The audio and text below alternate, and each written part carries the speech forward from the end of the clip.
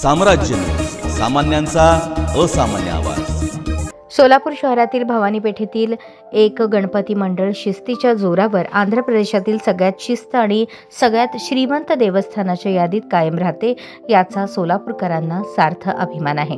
सोलापुरातील भवानी पेठ भागात असलेल्या अथर्व सांस्कृतिक व क्रीडा मंडळाचे ताल, लय, रिंगण आणि शिस्तीच्या जोरावर आंध्र प्रदेशातील तिरुपती बालाजीच्या ब्रह्मोत्सवात सलग 15 वर्षे लेझिमच्या माध्यमातून मंडळाचे सदस्य पदाधिकारी भक्तीची परंपरा कायम ठेवत सेवा बजावतात, म्हणून याचा सार्थ अभिमान सोलापूरकरांना वाटतो।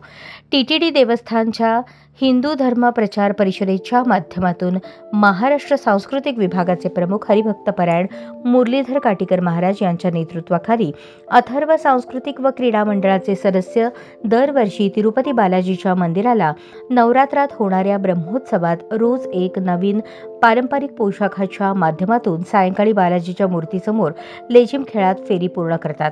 संपूर्ण देशातून या ब्रह्मोत्सवात 200हून अधिक पथक येऊन आपल्या राज्याच्या पारंपरिक नृत्य कलाविष्काराच्या माध्यमातून सेवा बजावतात।